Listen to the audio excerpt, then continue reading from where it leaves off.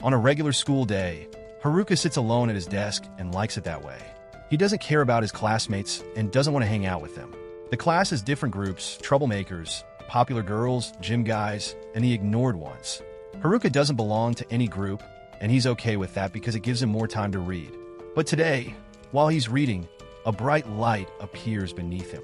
A strange circle starts forming under the students, and Haruka realizes they're about to be taken to another world. At first, he feels excited. He knows a lot about these kinds of stories. But then he remembers that loners like him usually have a tough time in these situations. Trying to avoid the portal, Haruka heads for the door, but it's magically locked. He can't get it open, and his classmates are starting to disappear. In a last-ditch effort to escape, Haruka climbs into the ceiling vents, hoping to hide until the summoning is over. But just when he thinks he's safe, the summoning circle moves and catches him. Despite trying to hide, Haruka gets summoned anyway. He sighs, expecting to meet a royal person who needs his help. Instead, he finds a panicking old man. This old man is actually God, and he's upset because the summoning didn't go as planned. All of Haruka's classmates are already in the new world, but because he hid, his summoning got messed up. God has to quickly send him to the new world before anyone notices the mistake. God promises to give Haruka special abilities for this new world, but there's a problem. All the good abilities are taken by his classmates. The only ones left are useless skills nobody wanted, like gambling and a stick. Haruka can only choose a few abilities. Upset, he argues with God, but God decides to give him all the leftover abilities. Then, without letting Haruka complain more, he teleports him to the new world. Haruka finds himself in a forest, unsure how to survive.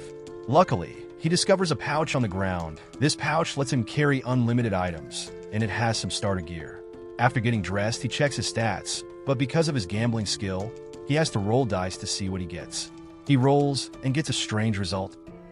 Not knowing what it means, he decides to put all his points into his luck stat. To his surprise, his luck goes up to the maximum, but he wonders if he should have chosen something else. He checks his other skills and finds two unique ones. First, because he was a loner, he can't join any groups in this new world. But his second skill allows him to control monsters since he wouldn't make friends otherwise. Haruka feels sad that he won't have a group of friends, but he moves on. Right now, his biggest problem is surviving in the forest. He doesn't see any classmates, but he doesn't care.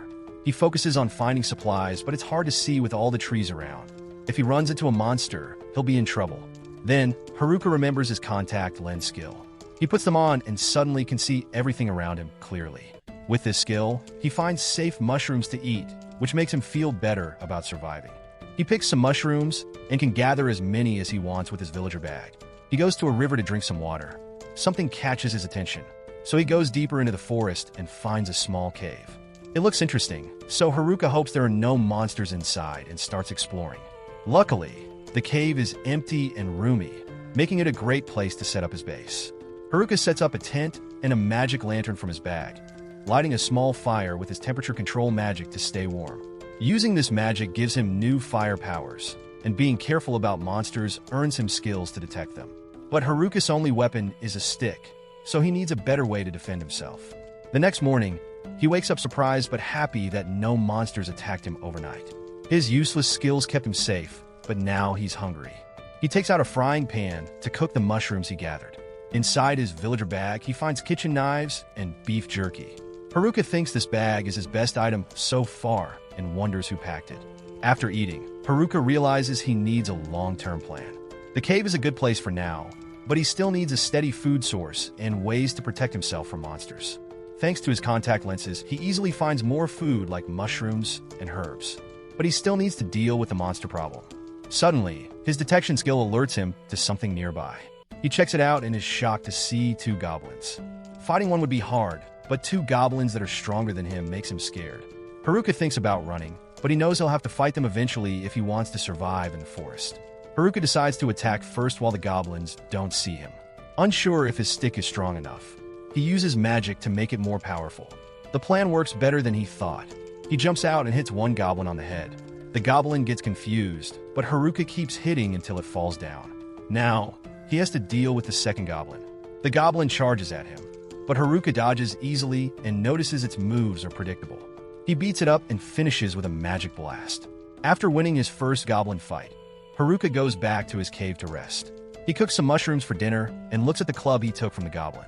It's strong but heavy, so he decides to stick with his magic stick for now. When he checks his stats, he's surprised to see he leveled up from the fight. All his stats have doubled. The next morning, he has his usual mushroom breakfast, but he's getting tired of just mushrooms. He wishes for some meat, but knows he needs to learn how to hunt for that. Before anything else, he wants to test his new magic fusion skill, which makes him stronger and protects him better. He notices his appraisal skill has upgraded to level 2, but now it shows a question mark next to everything. Confused, he spends too long trying to figure it out, but gives up and decides to practice magic instead. As he goes outside, he spots something on the ground and hopes it's meat, but it's just another mushroom. Haruka realizes he won't find meat on the ground, so he focuses on his magic training. He activates his mana infusion and takes a step forward, suddenly flying several meters ahead. His body feels lighter, and he can move quickly through the forest, almost like teleporting. His dexterity improves, helping him move and hit precisely. Feeling confident, Haruka challenges 2 random goblins. This time, he knocks one out with a single hit. He feels invincible and thinks he can take on more goblins. But when he sees 3 goblins together, he hesitates and slowly backs away. Deciding he's done for the day, he returns to his cave to practice magic. Every day, he trains in combat and experiments with his magic at night. He learns he can create coffee tables. After lots of practice, Haruka manages to one-shot a goblin and even builds a proper table. He decides to make a gate for his cave, so he can hunt at night. He sets out to catch a rabbit since he hasn't had meat in a while. Just as he's about to start cooking, he notices something nearby.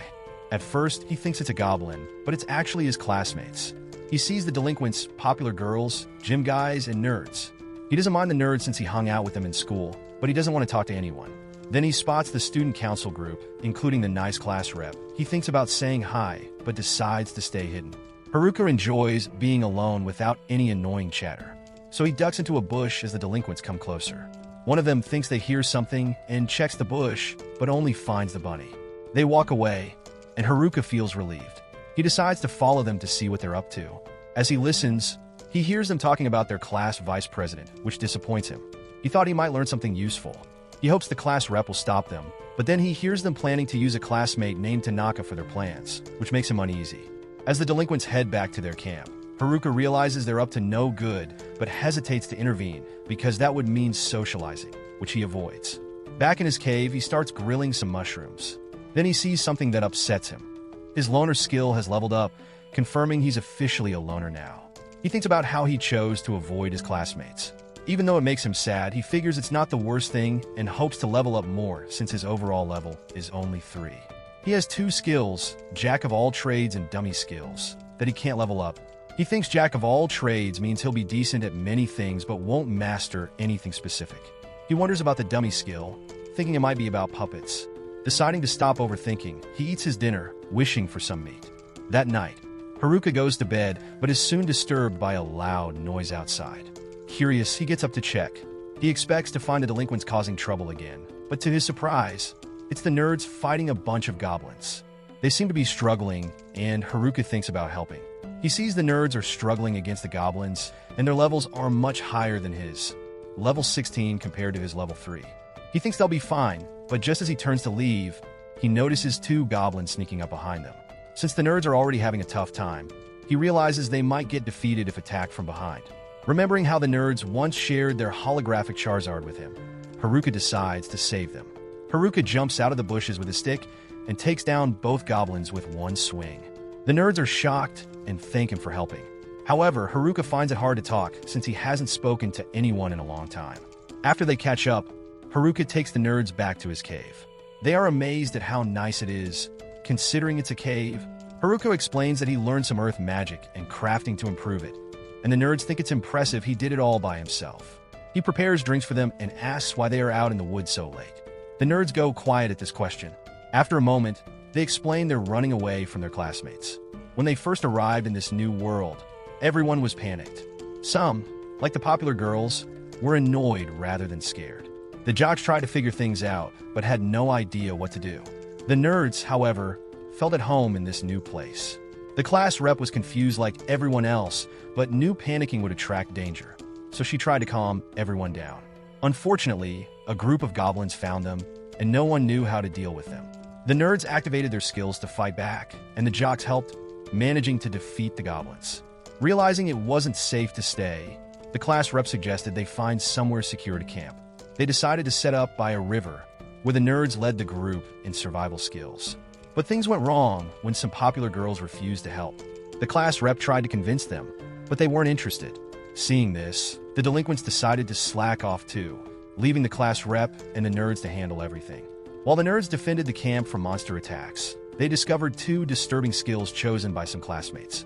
One allowed control over people, and another was the puppeteer skill. The nerds knew the delinquents had the puppeteer skill and wanted to level up quickly for protection. At night, the delinquents went out to hunt monsters to get stronger and use their skills on the girls. The nerds overheard their plans and went to warn the class rep a few days later. The delinquents became strong enough to execute their plan, targeting the class rep as their first victim.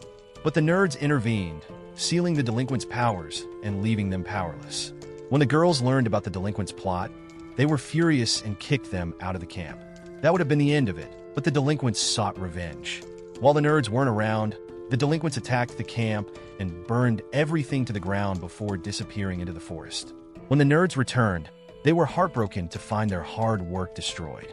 The popular girls blamed them, saying they had upset the delinquents. The class rep defended the nerds, reminding everyone they were the reason they had survived so far.